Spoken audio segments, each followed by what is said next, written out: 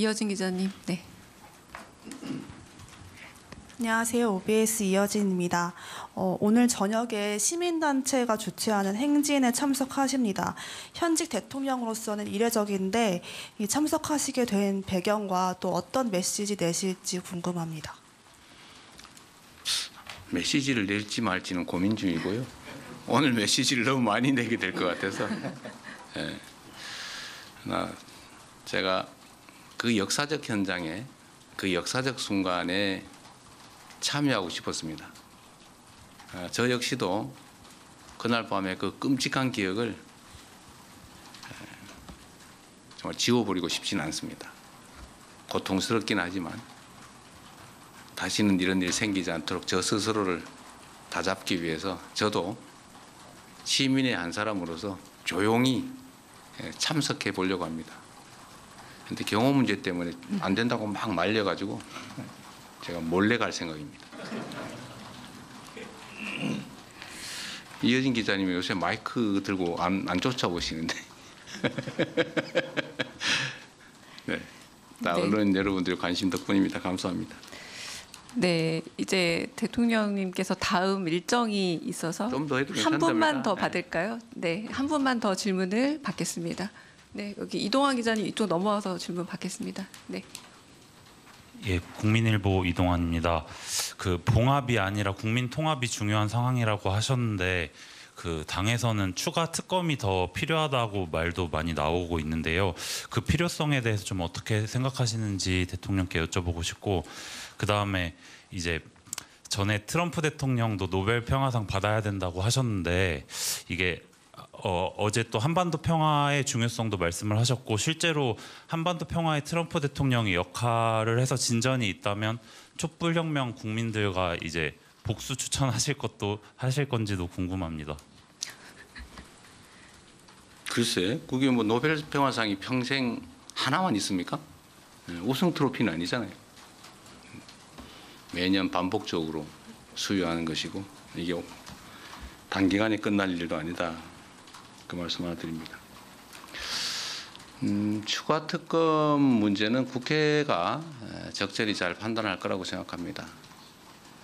분명한 것은 지금 현재도 밝혀지지 않는 것들이 너무 많아 보입니다. 제가 그래서 며칠 전에 그 기사를 하나 일부러 저도 공감이 많이 가서 트위터에 게시했었는데 그거 아무도 몰랐지 않습니까? 그냥 풍선은 민간단체가 북한으로 보냈나 보다. 군대는 전쟁 유발을 위해서 한 일이 무인기를 반복적으로 북파했다. 그리고 일각의 의심으로는 무장 헬기들이 도발적으로 비행했다. 뭐 이런 정도였는데 아파트 웬만한 아파트 뭐 2층 크기만 하다 했나?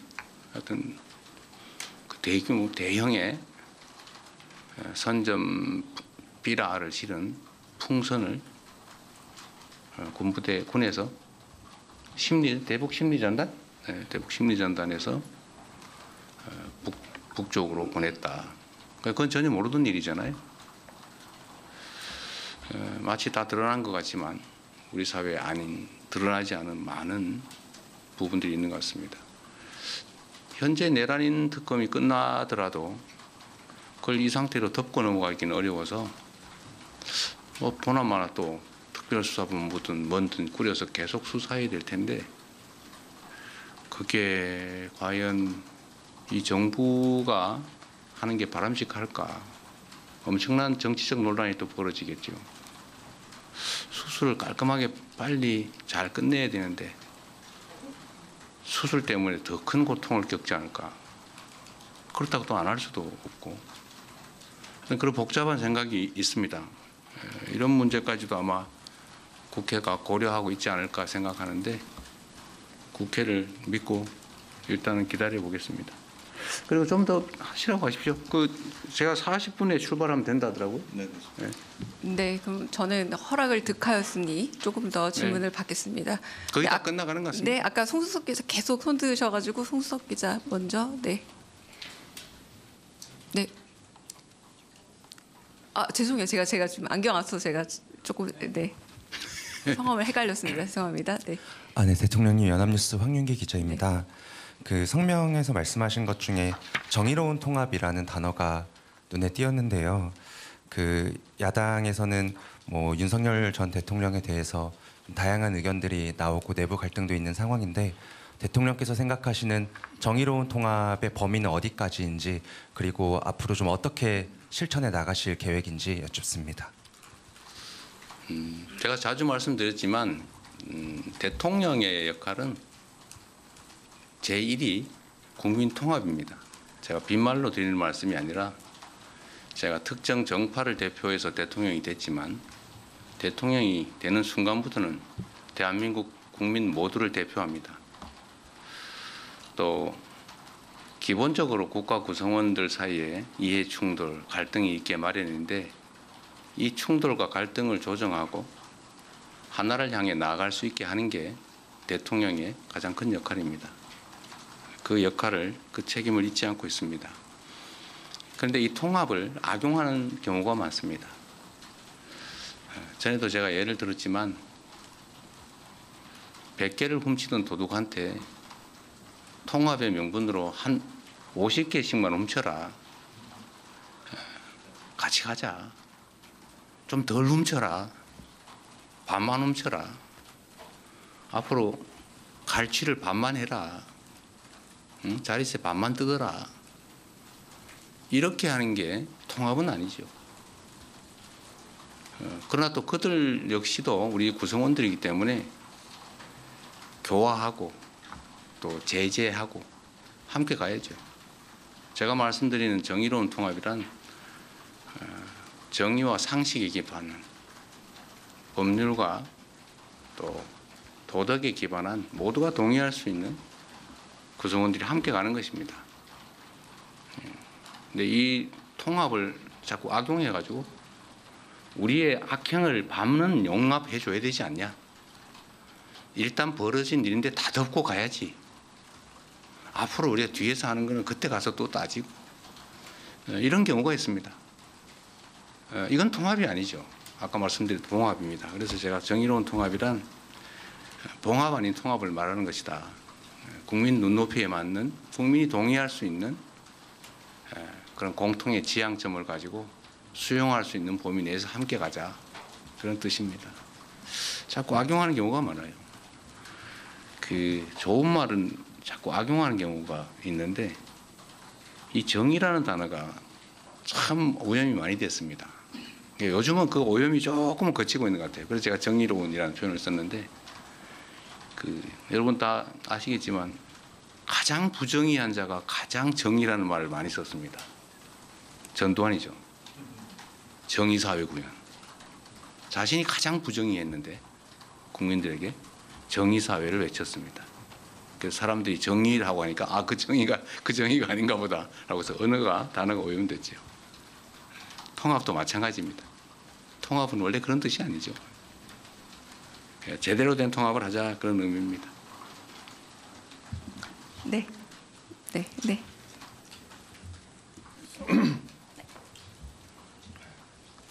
안녕하세요. 쿠키뉴스 이승 기자입니다. 어쨌든 오늘 계엄 1년이 됐지만 계엄으로 인해서 경제의 어떤 불확실성 이런 것 때문에 후유증도 좀 지속되고 있어서 저는 최근 이제 그 물가 상승에 대해서 질문을 드리고 싶은데요. 최근 원화 가치가 급락하면서 수입 물가도 뛰고 좀 그 여파로 전체 물가 불안이 계속 되고 있습니다. 그래서 특히 저소득층이랑 중소기업의 부담이 집중되고 있다는 우려가 커지고 있는데 좀 대통령님께서는 어떻게 이 물가 상승 압력을 어떻게 관리하고 좀 취약계층이나 중소기업의 이런 피해를 어떻게 최소화할 계획이신지 궁금합니다. 물가와 경제 성장의 관계를 좀 생각해 볼 필요가 있을 것 같습니다. 가장 나쁜 것은 경기 침체 중에 물가가 오르는 것입니다. 그게 종전 정부에서 이번 전반기까지 있었던 일이죠. 그에 비하면 지금 물가는 꽤 안정된 편입니다. 근데 지금 경제가 상당히 빠른 속도로 회복되고 있습니다. 지난 1분기에는 마이너스 0.2%의 소위 역성장, 경제의 축소를 경험했습니다. 그 와중에도 물가는 오르고 있었죠. 근데 지금은 아주 빠른 속도로 이제 후반기가 되면서 경제가 회복되고 있습니다.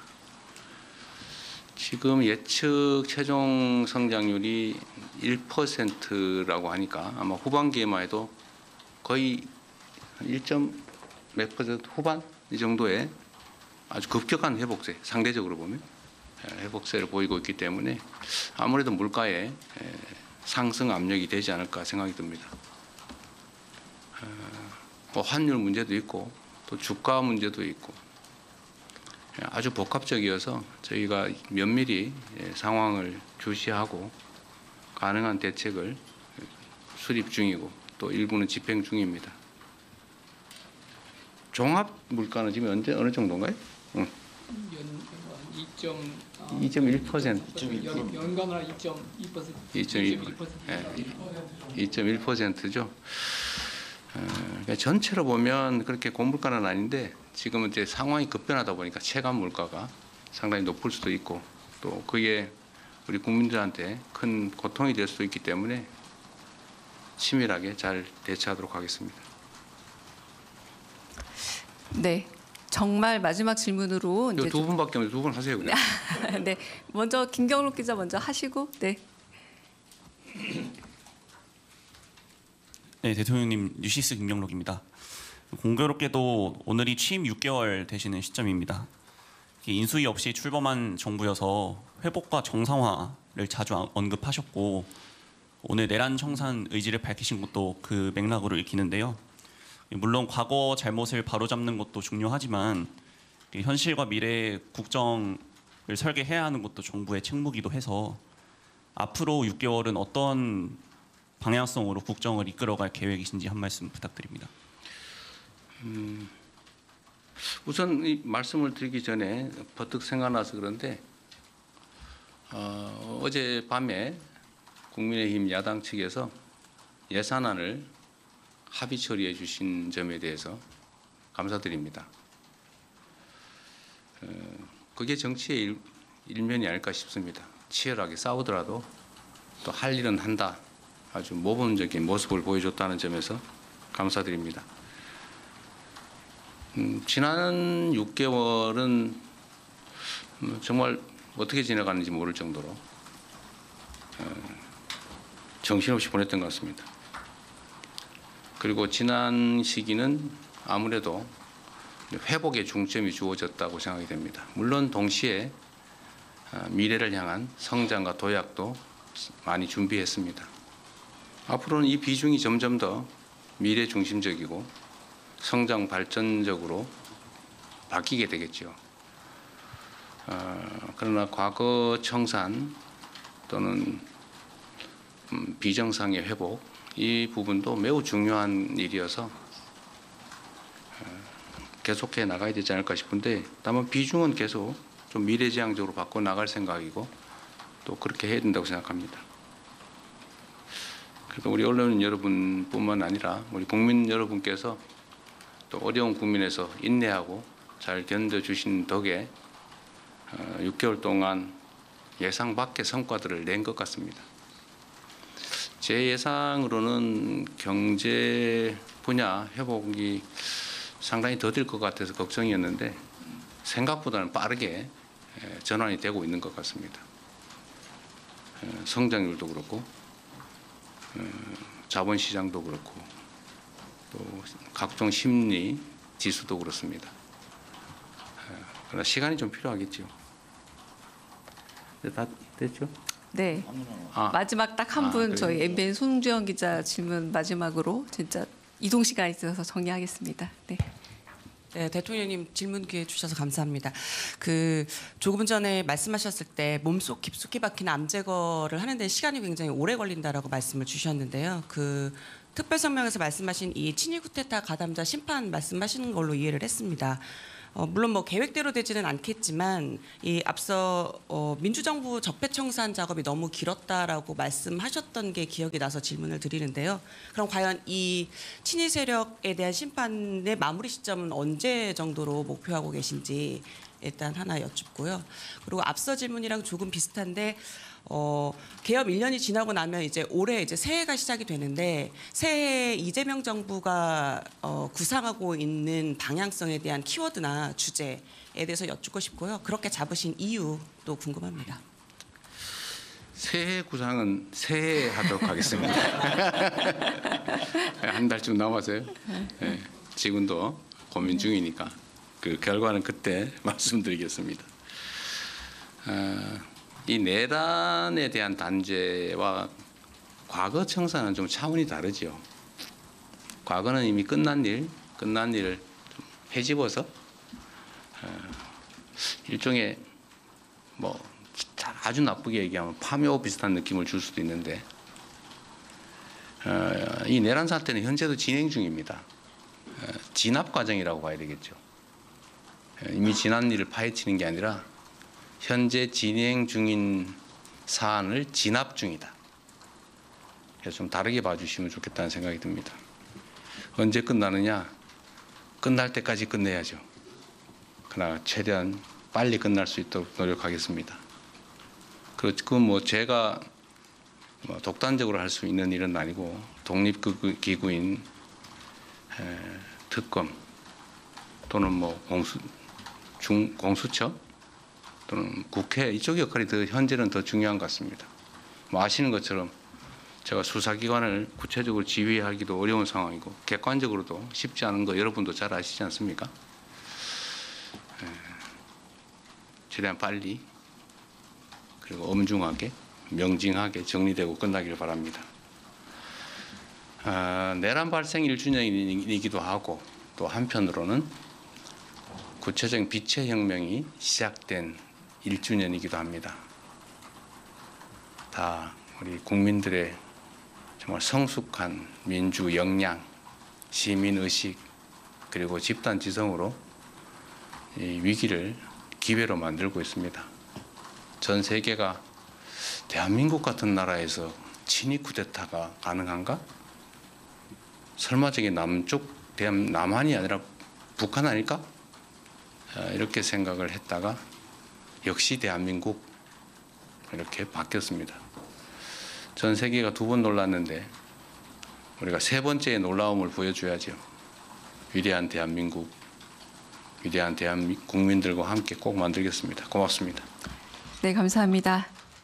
이상으로 대국민 특별성명 그리고 기자회견 마치도록 하겠습니다.